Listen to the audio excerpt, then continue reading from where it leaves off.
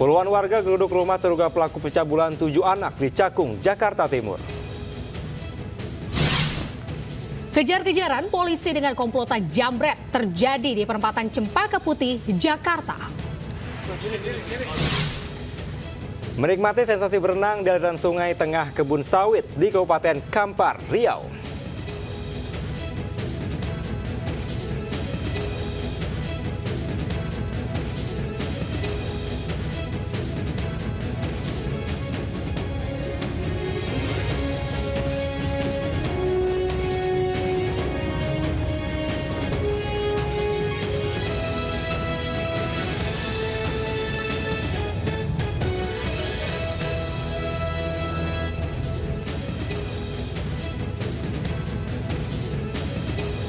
Assalamualaikum warahmatullahi wabarakatuh. Selamat pagi pemirsa. Selamat pagi pemirsa, selamat pagi Kevin. Halo Anita, selamat pagi. Apa kabar hari ini?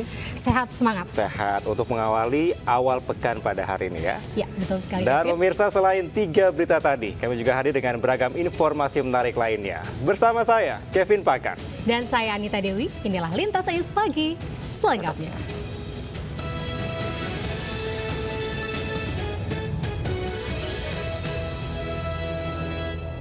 Pemirsa, puluhan warga geruduk rumah terduga pelaku pencabulan 7 anak di bawah umur di kawasan Ujung Menteng, Cakung, Jakarta Timur pada Minggu siang.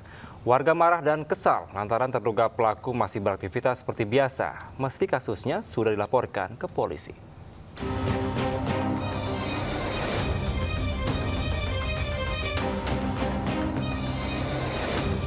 Puluhan warga di Gang Musola, Ujung Menteng, Cakung, Jakarta Timur mendatangi rumah terduga pelaku pencabulan 7 anak di bawah umur. Warga yang kesal dan geram meminta terduga pelaku untuk diamankan dan dibawa ke kantor polisi. Terduga pelaku Ika dilaporkan para orang tua korban ke polisi karena diduga melakukan pencabulan terhadap anak-anak mereka. 7 anak di bawah umur diduga menjadi korban pencabulan terduga pelaku. Ika melakukan aksinya di dalam rumah lalu memperdaya para korbannya dengan iming-iming koin untuk bermain capit boneka. Orang itu benar mereka udah melaporkan ke pihak Polres dan sudah mengikuti alur prosedur yang diarahkan polisi, diantaranya visum. Cuma visum itu kan menunggu hasilnya lama prosesnya. Nah, warga korban utama pengen biar kalau yang awam kan pengen cepat-cepat buru-buru, tapi kan proses kan polisi kan ada tahap-tahapannya. Nah, sedangkan pelaku itu memang sudah ada di rumahnya. Untuk menghindari amukan warga, terduga pelaku ini diamankan petugas kepolisian. Kini Ika menjalani pemeriksaan di Unit Perlindungan Perempuan dan Anak Polres Metro Jakarta Timur. Dari Jakarta, Rio Manik melaporkan. Aksi kejar-kejaran polisi dengan komplotan pelaku penjamretan telepon genggam milik seorang pengendara mobil di kawasan Yosudarso, Kelapa Gading akhirnya berhasil ditangkap.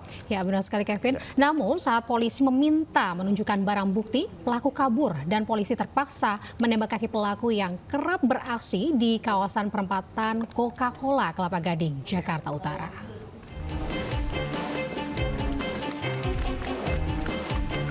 Aksi kejar-kejaran terjadi saat polisi hendak menangkap komplotan pelaku penjambretan telepon genggam milik seorang pengendara mobil di kawasan Yosudarso, Kelapa Gading, Jakarta Utara. Satu pelaku terpaksa dilumpuhkan dengan timah panas karena berusaha melarikan diri. Pelaku pun sempat dibawa ke rumah sakit untuk menjalani perawatan. Kini kedua pelaku digelandang ke Mapolsek Kelapa Gading, Jakarta Utara untuk mempertanggungjawabkan perbuatannya. Sebelumnya kamera dashboard mobil merekam aksi 2 pelaku jambret yang menggunakan sepeda motor di Jalan Yosudarso, Kelapa Gading. Satu pelaku menunggu di atas motor di jalur bus Transjakarta, sementara satu pelaku turun dan mendekati mobil korban. Pelaku langsung merampas telepon genggam yang berada di dashboard mobil dan kabur. Dari Jakarta, Sofian Firdaus melaporkan. Ya, Kevin dan juga pemirsa, sekarang kita beralih ke Sumatera. Seorang wanita tertangkap kamera mencuri kotak amal berisi uang di rumah makan Padang di Kabupaten Agam, Sumatera Barat. Ya, untuk menyamarkan identitasnya, ini pelaku bersama suami dan anaknya memakai masker dan parkir di tempat yang tersembunyi.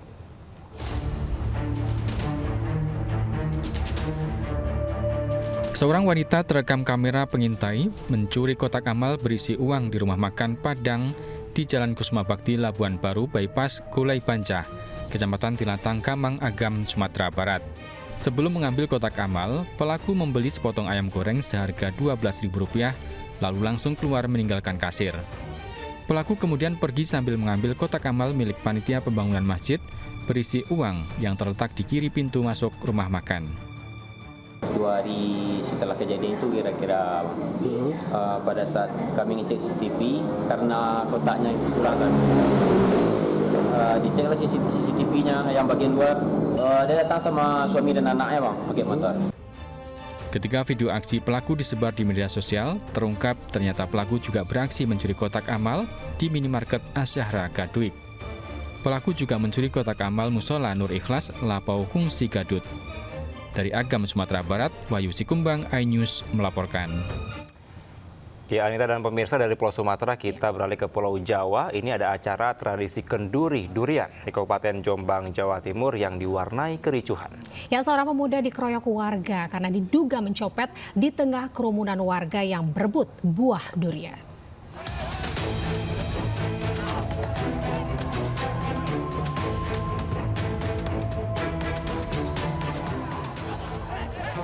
Setelah diteriaki maling, seorang pemuda langsung dikeroyok warga di tengah arena kenduri durian di lapangan Desa Wonosalam, Kabupaten Jombang, Jawa Timur, Minggu siang. Beruntung panitia dapat melerai aksi main hakim sendiri, hingga acara kenduri durian dapat kembali berjalan. Sementara terduga pelaku copet diserahkan kepada petugas keamanan untuk diperiksa lebih lanjut. Kenduri durian merupakan tradisi warga Kecamatan Wonosalam setiap setahun sekali. Warga dari 9 desa membuat gunungan buah durian berukuran kecil, sementara di tengah lapangan terdapat gunungan buah durian raksasa setinggi 8 meter. Seluruh gunungan berukuran kecil kemudian diarak warga dari kantor kecamatan menuju lapangan Wonosalam. Selanjutnya, gunungan berukuran kecil kemudian diletakkan mengelilingi gunungan buah durian raksasa. Sulit nggak tadi satu? Dapatnya sulit nggak tadi? Apa? Dapatnya sulit nggak? Iya sulit. Gimana cara dapatnya tadi? Nah, cepit-cepitan gitu, selang. Rencananya mau dipakai apa ini nanti? Apa? Rencananya mau dipakai apa ini nanti? Pulang. Usai didoakan, warga langsung merangsek maju berebut 9 gunungan kecil. Dilanjutkan berebut buah durian dari gunungan raksasa. Dari Jombang, Jawa Timur, Mukhtar Bagus melaporkan. Pemirsa, diduga mengalami konsleting listrik, sebuah minibus terbakar di Jalan Tol kilometer 486 Boyolali, Jawa Tengah, Minggu pagi. Tidak ada korban jiwa dalam kejadian tersebut.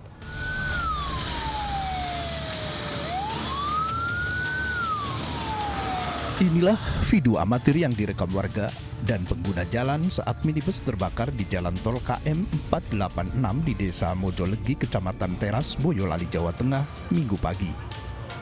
Api berkobar membakar seluruh bodi minibus dengan asap hitam membumbung tinggi.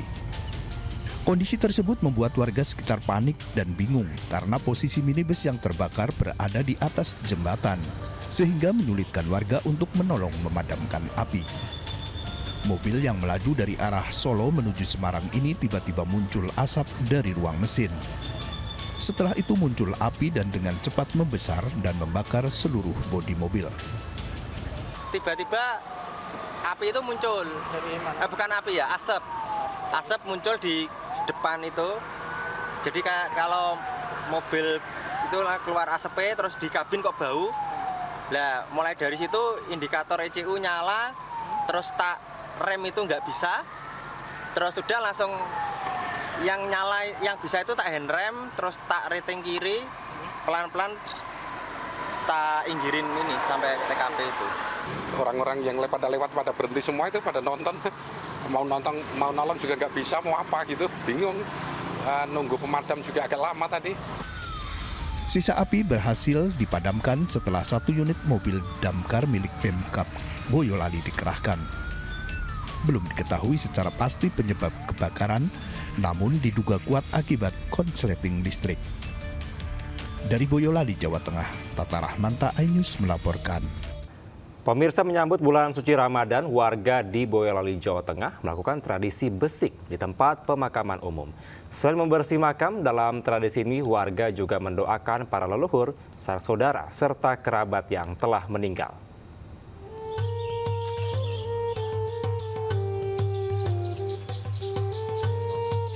Tempat pemakaman umum di Desa Kopen, Kecamatan Teras, Boyolali, Jawa Tengah, dipenuhi warga Minggu pagi.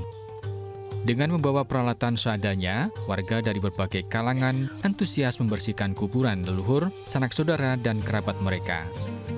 Menurut warga, tradisi besik atau membersihkan makam merupakan tradisi yang sudah dilakukan warga secara turun-temurun dari nenek moyang setiap menjelang bulan puasa atau selama bulan Ruah Penanggalan Jawa. Selain membersihkan makam, warga juga mendoakan arwah para leluhur, sanak saudara, dan kerabat agar diampuni segala dosanya. Persiduan di makom ini bersih-bersih makom yang intinya itu kebersamaan dan kerukunan masyarakat di daerah sini gitu, Mas. Melalui tradisi besik, warga berharap mendapatkan ampunan dan ketenangan batin serta ridho Allah dalam menjalankan ibadah puasa Ramadan mendatang. Dari Boyolali, Jawa Tengah, Tata Rahmanta, iNews melaporkan. Sementara pemirsa, belasan ribu peziarah memadati Taman Pemakaman Umum atau TPU Kemiri, Rawamangun, Jakarta Timur pada Minggu pagi, sepekan menjelang Ramadan 1445 Hijriah. Ya, benar sekali Kevin, ziarah kubur ini dilakukan sebagai tradisi untuk mendoakan anggota keluarga yang sudah meninggal sebelum umat muslim melaksanakan ibadah puasa Ramadan.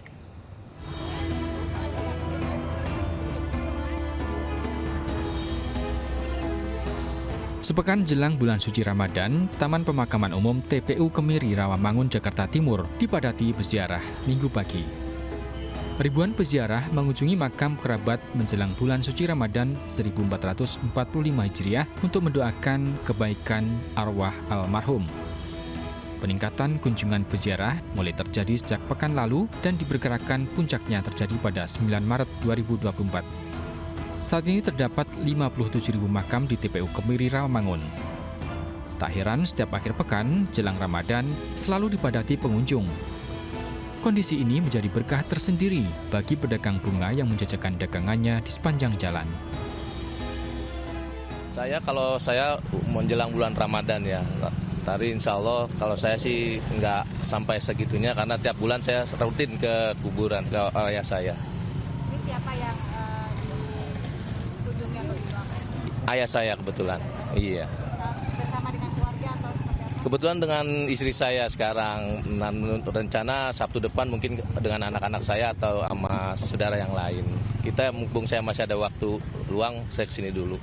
Ternyata ramai banget. Ya biasa kita mengunjungi makam orang tua, berdoa, kemudian menaburkan bunga dan ya bersama keluarga lah, mengingat kembali kenangan-kenangan bersama beliau sebelum akhirnya dipisahkan seperti ini. Peziarah mengaku berziarah jelang Ramadan merupakan tradisi turun-temurun dilakukan untuk membersihkan hati sebelum melaksanakan ibadah puasa, sekaligus sebagai pengingat akan hari akhir. Dari Jakarta, Galuh Pandu, Tri Julianti, iNews melaporkan. Pemirsa dan juga Kevin, banyaknya warga berziarah ke makam jelang puasa Ramadan ternyata menjadi berkah tersendiri bagi para pedagang bunga. Ya, benar sekali Anita dan pemirsa, seperti yang dirasakan oleh pedagang bunga di kawasan TPU Semper, Cilincing, Jakarta Utara, yang mengalami kenaikan omset hingga 400%. Mereka pun bisa mengantongi keuntungan sebesar 2 juta rupiah per harinya.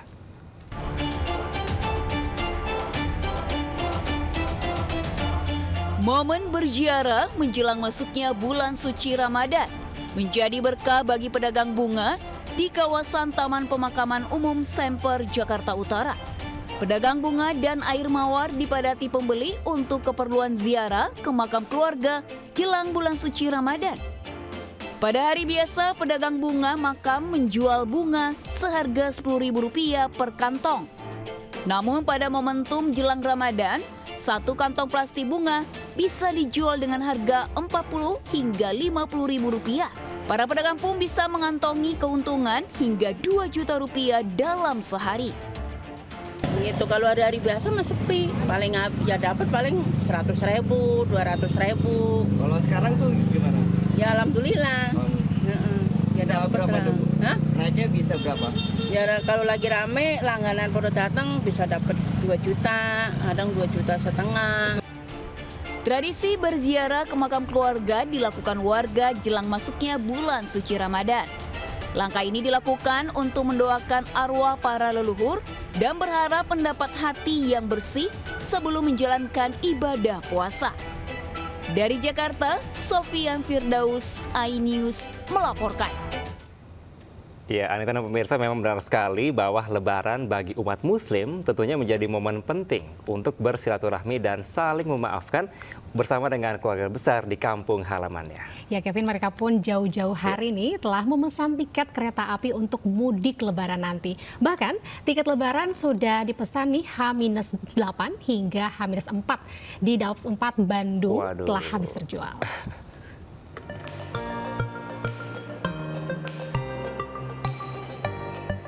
Pembelian tiket kereta api Lebaran mulai dibuka 15 Februari lalu untuk keberangkatan 31 Maret 2024 atau 45 hari sebelum keberangkatan dan seterusnya. Pada Lebaran tahun 2024 kali ini, PT KAI Daerah Operasional 1 Jakarta menyiapkan 685.000 tiket Lebaran dan kini telah terjual sebanyak 50% lebih. PT KAI Daops 1 juga melayani pembelian tiket secara langsung, namun hanya dapat dilayani hanya untuk keberangkatan pada hari yang sama, maksimal pembelian 3 jam sebelum keberangkatan. Sedangkan untuk mempercepat antrian masuk stasiun Gambir, kini sudah diberlakukan teknologi sistem pengenalan wajah atau facial recognition di pintu masuk selatan. Sementara PT KAI Daerah Operasional 2 Bandung menyediakan 227.000 tiket perjalanan mudik Lebaran. Dari total tersebut sebanyak 61.000 tiket ludes terjual. Meski belum memasuki masa Ramadan, warga Kota Bandung sudah menyerbu tiket mudik Lebaran terutama untuk tiket perjalanan H-4 hingga H-8.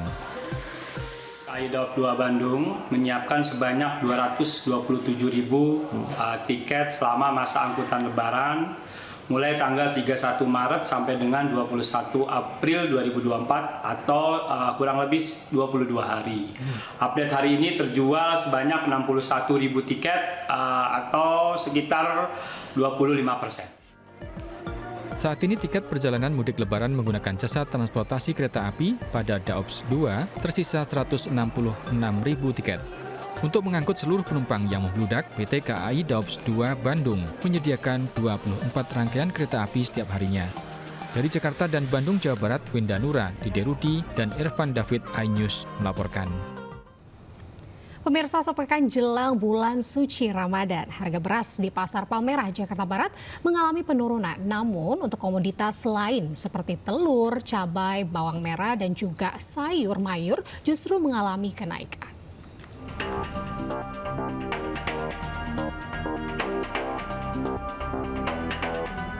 Memasuki bulan suci Ramadan, harga beras di Pasar Palmerah, Jakarta Barat mengalami penurunan.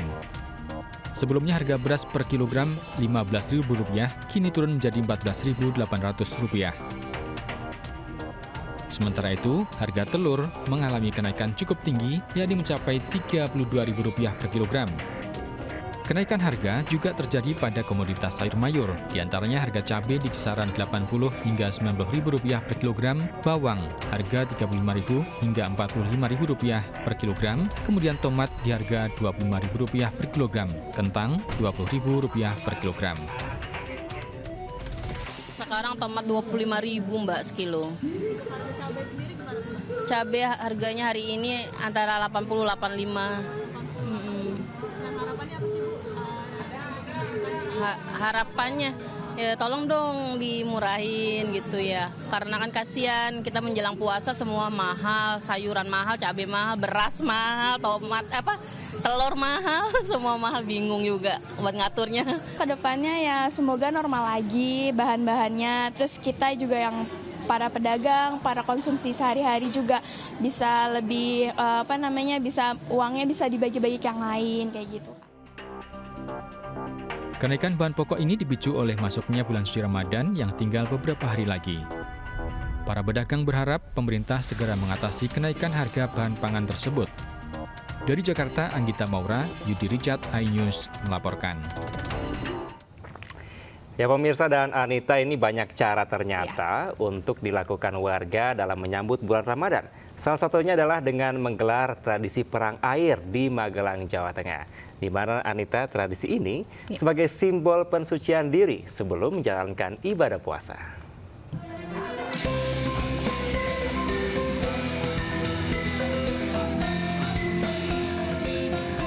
Beginilah kemeriahan warga Dusun Dawung, Desa Banjarnegoro, Kecamatan Mertoyo, Kabupaten Magelang saat menggelar perang air atau tradisi Bajong Banyu. Anak-anak hingga orang dewasa tumpah ruah di lapangan desa, saling lempar dan siram dengan air. Kegiatan ini merupakan tradisi tahunan warga yang digelar jelang bulan suci Ramadan.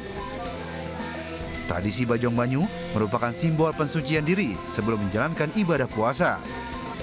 Tradisi perang air diawali dengan ritual pengambilan air dari salah satu sumber mata air di desa setempat.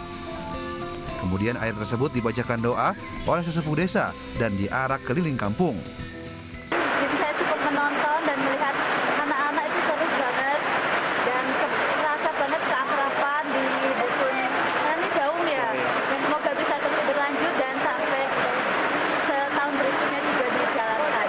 Bajong Banyu ini adalah tradisi unik yang intinya adalah bagaimana berbagi kebahagiaan, saling mengasihi, saling menyayangi, saling kemudian teko seliro, sehingga nanti kita dalam menjalankan ibadah suci di bulan suci Ramadan, yaitu dengan penuh keikhlasan.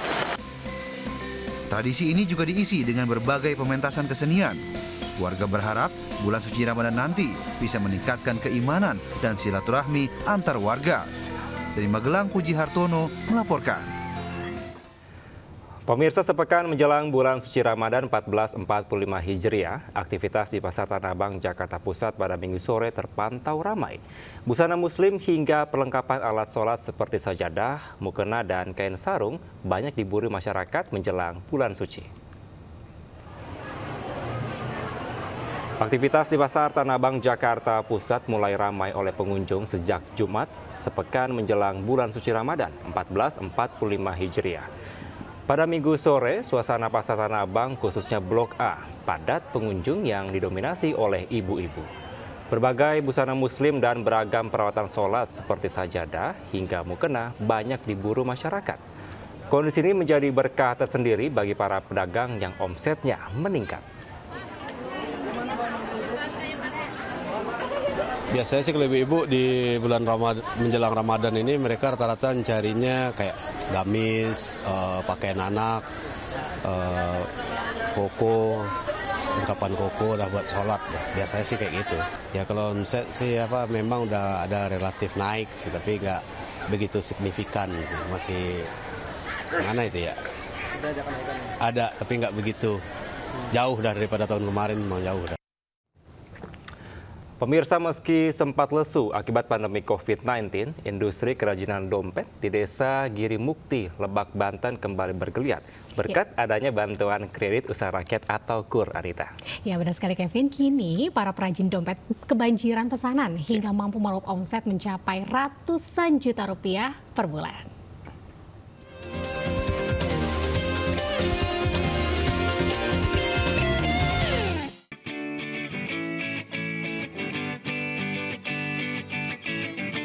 Berada di Desa Giri Mukti, Kecamatan Cimarga, Kabupaten Lebak, Banten, Rahmat bersama para pekerjanya memproduksi dompet khusus wanita setiap hari.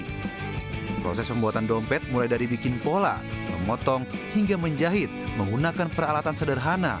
Dirintis sejak 2003, Rahmat mengalami jatuh bangun dalam menjalani usaha kerajinan dompet ini. Usahanya sempat lesu dan berhenti saat dihantam pandemi COVID-19. Namun di tengah keterpurukan, kredit usaha rakyat atau KUR mikro dari BRI hadir menjadi angin segar bagi Rahmat. Dengan bantuan modal sebesar 100 juta rupiah, kini usaha milik pria 55 tahun ini kembali bangkit, bahkan bisa meraup omset 100 juta rupiah lebih per bulan. Alhamdulillah karena ada kucuran dana dari BRI yang melalui kredit usaha rakyat tahun 2022. Dari keuntungan KUR sangat membantu Pak bagi saya untuk usaha ini. Saya dimasukkan karena grup klaster BRI bisa untuk membantu saya dalam bertransaksi di bidang perbankan. Dalam sebulan, Pak Rahmat mampu memproduksi 5.000 dompet dengan harga bervariasi, Rp15.000 hingga Rp40.000. Selain dipasarkan ke Jakarta, dompet ini juga merambah ke Batam dan Kalimantan. Ada yang pesan Pak buat jualan online, tapi saya juga suka sama ini kualitasnya gitu ya, bagus, rapi jahitannya, mau dipakai sendiri juga. Keberadaan usaha kerajinan dompet ini mampu menggenjot ekonomi pedesaan. Para perajin dompet pun berharap bisa dapatkan bantuan modal lagi untuk membeli peralatan penunjang produksi sehingga bisa menyerap banyak tenaga kerja demi memenuhi kebanjiran pesanan. Dari Lebak, Banten, Iskandar Nasution, Steviani Sirait, iNews melaporkan.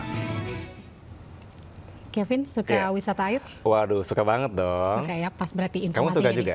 Suka. Oke. Nah, ini pas banget informasinya nih, karena aliran sungai di tengah kebun sawit warga di Kabupaten Kampar, Riau menjadi destinasi wisata air yang menarik dikunjungi wisatawan. Iya, benar sekali, Anila dan pemirsa, di mana pengunjung anak-anak hingga orang dewasa ini bisa bermain air sambil berenang sepuasnya.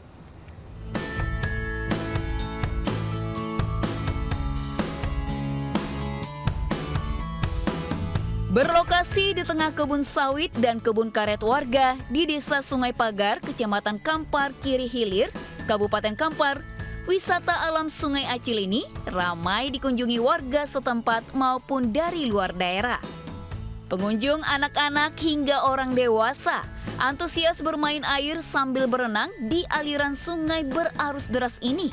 Selain udaranya sejuk di bawah pepohonan, pengunjung bisa bersantai riah.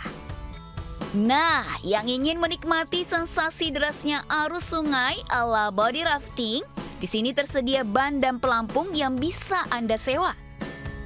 Ya, kami senang dengan inilah sungai-sungai seperti ini, sungai hijau, sungai Ujil, sungai Mayor, nah itu cocok untuk anak-anak ya Kak ya? Iya, kalau itu sih agak lebih aman ya. Tapi karena lagi naik air itu kayaknya bahaya juga sih. Untuk tiket masuk objek wisata ini, Anda tidak perlu merogoh kocek terlalu dalam. Cukup bayar parkir kendaraan Rp500 untuk motor dan Rp20.000 untuk mobil. Nah, bagaimana Anda tertarik mencoba rekreasi di pemandian aliran Sungai Acil ini? Dari Kampar, Riau, Indra Yoserizal, iNews melaporkan. Pemirsa, media sosial dihebohkan dengan video yang diunggah Dai Kondang Abdullah Gimnastiar di akun Instagramnya. Pria yang akrab disapa Agim ini mengeluhkan keberadaan minimarket yang bersebelahan dengan Masjid Darut Tauhid.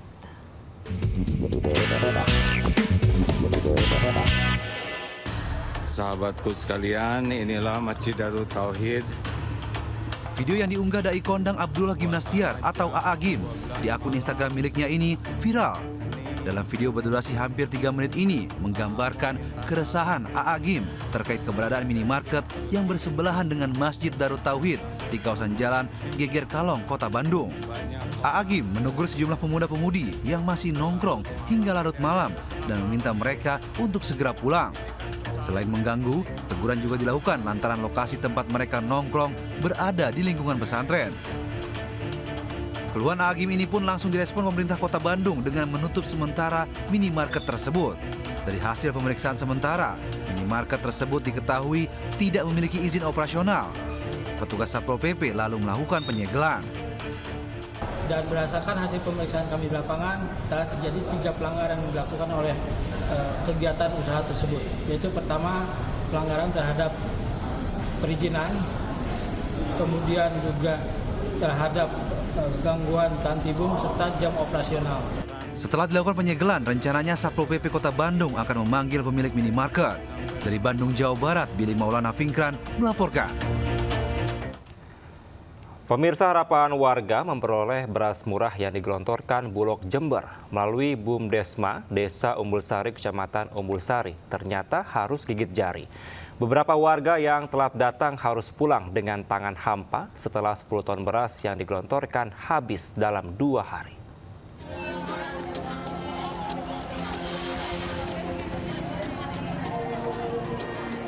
Salah satu Bumdesma di Desa Umbul Sari, Jember ini menjual beras Bulog dengan harga murah di tengah harga beras yang masih belum menentu. Warga pun antusias memburu beras murah terlebih jelang Ramadan seperti saat ini. Sebanyak 10 ton beras dijual ke warga dengan menunjukkan KTP dan diberi nomor antrian. Namun sayang, beberapa warga harus gigit jari karena tidak kebagian beras murah meski telah menunggu antrian sejak pukul 7 pagi. 10 kilo 109.000. Ya senang lah, lumayan. Kesepakatan dengan Bulog itu 20 ton. Ini nanti kita antisipasi bagaimana caranya supaya tersalurkan ke seluruh Kecamatan Umbul Sari. Direktur Bumdesma, Kurnia Lestari Umbul Sari, Muhammad Nurdin Wicaksono, tidak menyangka antusias warga begitu tinggi sehingga 10 ton jatah beras murah dari Bulog ternyata ludes dalam 2 hari. Pihak Bumdesma kini mengajukan kembali beras murah ke Bulog untuk memenuhi kebutuhan warga yang belum mendapatkan beras. Dari Jember, Jawa Timur, Bambang Sugierto, iNews melaporkan. Pemirsa, 4 truk tambang pasir di Lumajang, Jawa Timur diterjang banjir lahar hujan Gunung Semeru saat hendak menyeberangi jalur aliran lahar Sungai Leprak pada Minggu sore. Ya, beruntung keempat sopir truk berhasil menyelamatkan diri.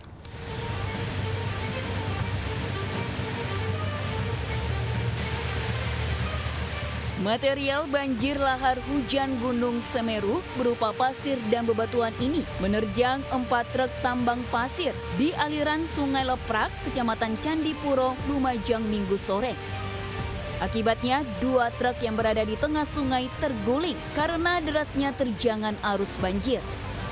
Keempat truk awalnya akan menyeberangi jalur aliran lahar Sungai Leprak usai mengisi muatan pasir. Namun karena banyaknya antrian untuk menyeberang, truk yang berada di barisan terakhir akhirnya diterjang derasnya banjir lahar. Beruntung keempat sopir berhasil menyelamatkan diri ke seberang sungai. Tapi sampai ketutup ya? Sampai ketutup. Hampir semua itu lewat di atas jembatan. Itu ada truk juga, berapa truk? Yang terjebak tadi ada 4. Memang nggak ada info atau nggak sempat? Sebenarnya tuh ada, tapi berhubung itu yang depan itu pas macet, antri gitu. Ya, antri. Banjir lahar hujan Gunung Semeru ini terjadi setelah wilayah puncak Gunung Semeru diguyur hujan dengan intensitas tinggi. Dari Lumajang, Jawa Timur, Yayan Nugroho melaporkan. Sementara pemirsa, Gunung Lewotobi kembali erupsi dengan ketinggian abu 9.000 meter. Dari kawah mulut gunung disertai gemuruh dan 47 kali letusan lava pijar. Ya, kini status Gunung Lewotobi siaga.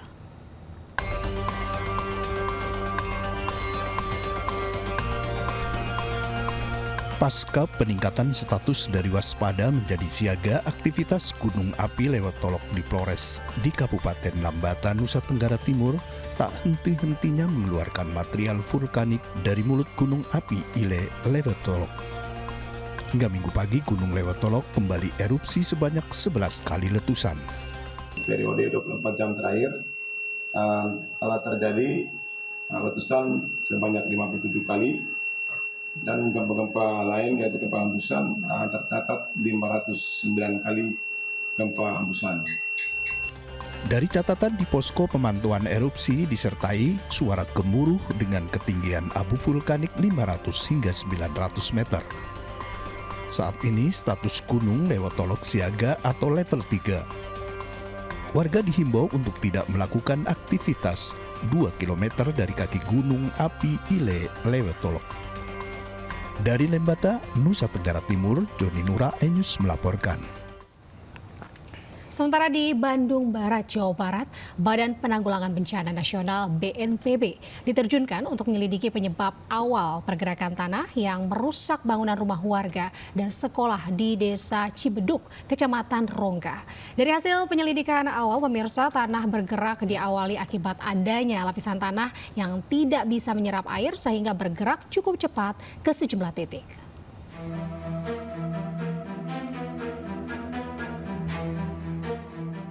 Dari pantauan udara tampak sejumlah kerusakan bangunan sekolah, dasar babakan talang hingga rumah warga di Kampung Gombong, Desa Cibeduk, Kecamatan Rongga, Kabupaten Bandung Barat. Dahsyatnya pergerakan tanah yang menerjang satu kampung ini ibarat terkena bencana gempa bumi karena kondisi jalan pemukiman pun amblas sehingga terbelah hingga kedalaman 10 meter. Akibat bencana ini 10 unit bangunan rumah ambruk termasuk sekolah dasar, sementara 47 lainnya alami rusak berat mulai dari retak hingga terancam ambruk.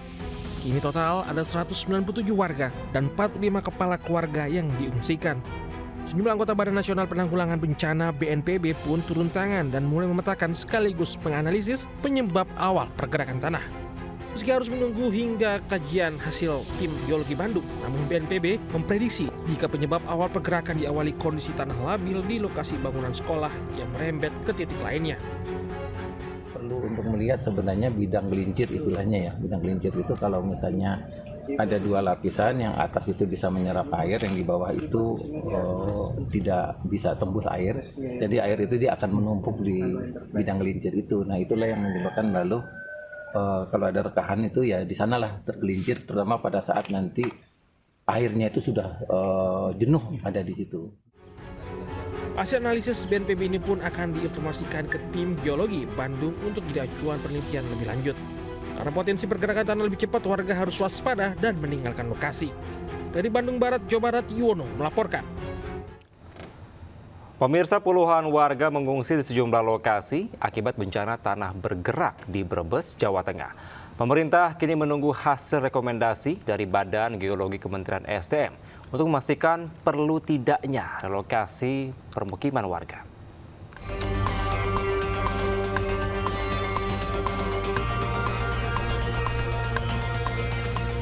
Hingga Minggu pagi, sedikitnya 70 warga Duku Limbangan, Desa Sridadi, Kecamatan Sirampok, Kabupaten Brebes, Jawa Tengah, mengungsi di sejumlah lokasi akibat bencana tanah bergerak sejak beberapa hari terakhir.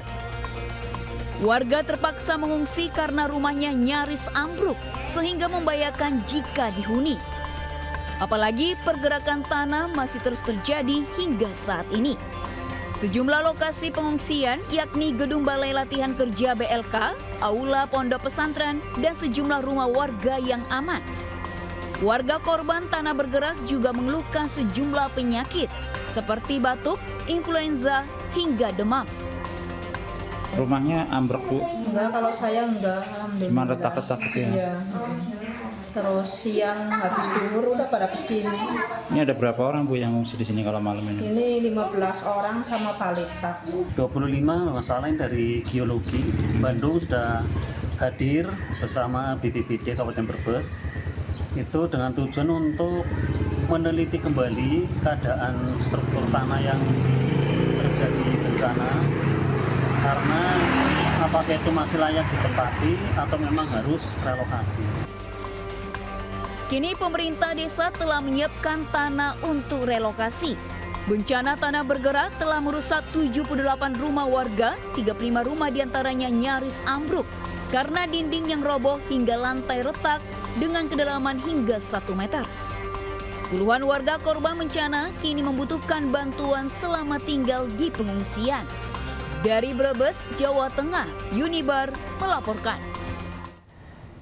Ya, Anita dan pemirsa, kita ke informasi soal pemilu 2024, di mana penghitungan surat suara DPRD Kota Bekasi di kantor PPK Kecamatan Bekasi Timur, Kota Bekasi berujung ricuh. Diduga akibat penggelubungan suara calon legislatif. Ya, sementara di Medan, Sumatera Utara, para saksi dari partai dan caleg menangkap 2 orang wanita diduga merupakan tim sukses salah satu partai berada di dalam ruangan khusus panitia pemilihan kecamatan.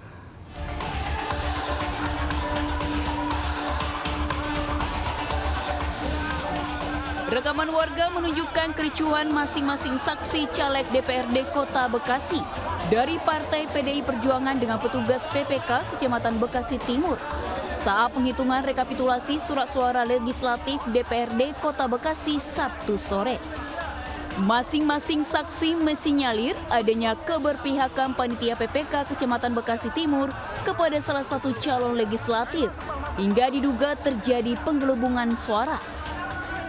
Silang pendapat antara saksi dan PPK terjadi akibat perolehan suara salah satu caleg pada hasil C1 suaranya rendah. Namun tiba-tiba perolehan pada C1 pleno suaranya menggelembung. Saya jadi begini Pak, berasumsi ini ada apa? Kok seolah-olah PPK tuh selalu membenarkan soal plano, gitu kan?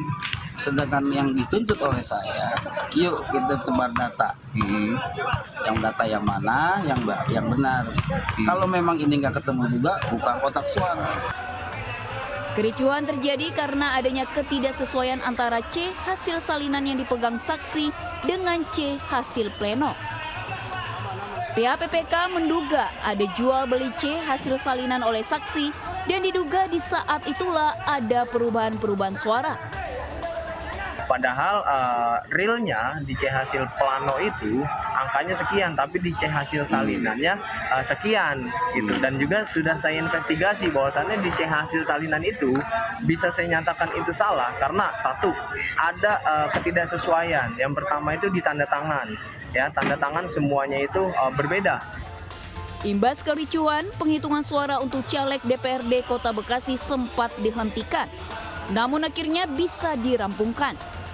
Saat ini PPK Kecamatan telah melanjutkan penghitungan surat suara untuk legislatif di tingkat provinsi. Dari Bekasi, Jawa Barat, Rahmat Hidayat, iNews melaporkan. Sementara pemirsa, rumah Ketua Panitia Pemilihan Kecamatan atau PPK Ciberem, Sukabumi, Jawa Barat dirusak oleh orang tak dikenal. Akibatnya kaca pintu dan jendela rumah pecah hingga rusak.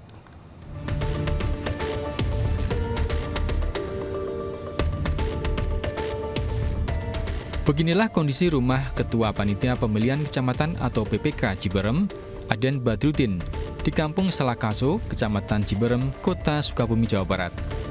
Beberapa kaca jendela pecah dan pintu dirusak orang tak dikenal Sabtu dini hari. Peristiwa perusakan ini sempat diketahui anak korban yang tengah berada di rumah. Sementara korban sendiri tengah berada di rumah sakit untuk menjalani perawatan setelah proses penghitungan suara pemilu. Polisi kini memburu 5 orang pelaku pengerusakan rumah ini. Mendengar suara perusakan berupa kaca pecah, diduga dilempar oleh pelaku. Kemudian pada saat itu keluar, berteriak meminta tolong dan para pelaku lari ke arah gang bawah sekitar lokasi. Polisi juga mendalami kasus perusakan rumah ini untuk mengungkap apakah ada hubungannya dengan pekerjaan sebagai ketua PPK atau masalah pribadi.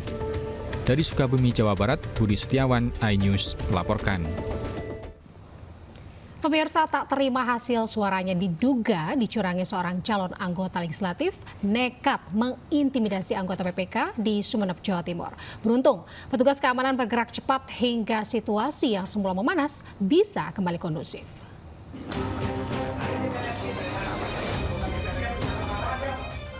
Seorang caleg beserta sejumlah pendukungnya melabrak sekretariat panitia pemungutan di Lenteng Sumeneb, Madura, Jawa Timur, yang mengancam membunuh seluruh anggota PPK Lenteng Sumeneb. SR, calon anggota DPR RI salah satu partai besar asal Sampang, Madura, yang tak terima karena merasa hasil suaranya dikurangi saat rekapitulasi di tingkat PPK pada pemilu kali ini. Adanya ancaman pembunuhan sang caleg kepada anggota PPK Lenteng juga diketahui Komisioner KPUD Sumeneb. Nantinya hasil suara di dia 1 akan dicocokkan kembali pada saat rekapitulasi tingkat KPUD yang sedang berlangsung. Ada pengancaman ke teman-teman PPK. Teman-teman PPK ya biasa kan, karena hari ini memang rekapitulasi di tingkat kabupaten ini sudah berlangsung. Suasana panas di lokasi kembali normal setelah sejumlah petugas kepolisian diturunkan. Sementara caleg dan para pendukungnya membubarkan diri dengan tertib. Dari Sumeneb, Madura, Jawa Timur, Abdul Rahim melaporkan. Pemirsa, kericuan terjadi saat proses rekapitulasi hasil perhitungan suara di Kecamatan di Goa, Sulawesi Selatan pada Minggu pagi. Ya, sejumlah warga dari simpatisan caleg yang menolak adanya aksi protes hasil perhitungan suara saling dorong hingga nyaris saling pukul.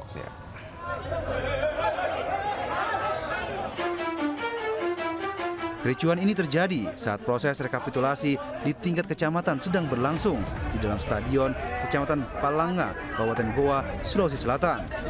Sejumlah warga yang diduga dari simpatisan caleg mengamuk hingga nyaris saling pukul dengan warga karena menolak adanya protes hasil rekapitulasi di tingkat kecamatan. Polisi yang berjaga pun berusaha mengamankan sejumlah warga agar kericuhan tidak berlanjut. Salah seorang relawan caleg DPD RI menduga hasil rekapitulasi di Kecamatan Palanga ada permainan. Yang kami anggap ini ada, kami duga ini ada sedikit permainan di dalamnya.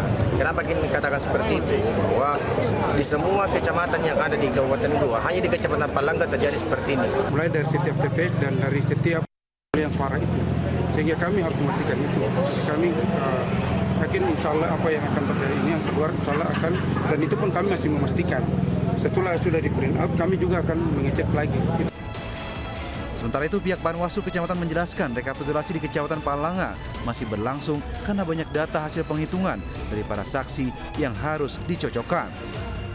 Dari Kabupaten Goa, Sulawesi Selatan, Bukma melaporkan. Pemirsa, ratusan massa yang tergabung dalam FAMAS terlibat bentrok di depan gedung PKPRI di Jalan Kemuning, Kota Pamekasan pada Minggu siang. Massa menuntut dilakukannya hitung ulang di Pileg Kabupaten Dapil 5. Massa memaksa masuk ke dalam gedung PKPRI, tempat dilakukannya rekapitulasi hasil pemilu 2024 untuk Kabupaten Pamekasan. Ketika massa memaksa masuk sambil berorasi, tangan salah satu korlap aksi mengenai muka salah satu polisi yang berjaga. Dan secara spontan, polisi tersebut langsung memberikan pukulan. Dan keributan pun tidak bisa dihindari. Massa yang berkerumun menghalau siapapun yang akan masuk ke dalam gedung. Bahkan salah satu komisioner Bawaslu yang akan ke tempat acara tersebut juga diusir. Yang karena ada sedikit gesekan pada saat melakukan pengamanan di rekapitulasi KPU, alhamdulillah saya jembatani antara Pak Hari dengan anggota saya yang diduga melakukan kekerasan, sudah sama-sama memaafkan. Dari yang bersangkutan bersama Pak Joko sudah meminta maaf langsung kepada Pak Kapolri. Usai kericuhan tersebut, kedua belah pihak sepakat untuk saling memaafkan. Dari Pamekasan, Jawa Timur, Dedi Prianto, iNews melaporkan. Sementara itu pemirsa, KPU RI telah merampungkan 90% rekapitulasi suara nasional dari hasil pemilu di luar negeri. Namun khusus PPLN Kuala Lumpur masih harus dilakukan pemungutan suara ulang pada 9 hingga 10 Maret mendatang. Rapat pleno terbuka rekapitulasi perhitungan suara pemilu nasional 2024 untuk hasil pemilu di luar negeri telah memasuki hari kelima. KPU telah merampungkan hampir 90% rekapitulasi atau 104 dari 128 PPLN. Terkecuali PPLN Kuala Lumpur yang masih harus melakukan pemungutan suara ulang pada 9 hingga 10 Maret mendatang. Paslon Anies Mohaimin unggul di PPLN Pretoria, Afrika Selatan, dan PPLN Islamabad, Pakistan. Paslon Prabowo Gibran unggul di PPLN Phnom Penh dan PPLN Port Moresby, Papua Nugini. Sementara paslon Ganjar Mahfud unggul di PPLN Helsinki dan PPLN Chicago. Dokumen formulir model D hasil PPLN ya, dan dinamika dalam pelaksanaan pemungutan, penghitungan dan rekapitulasi di negara masing-masing tentunya ada, tetapi pada umumnya dapat terselesaikan dengan baik.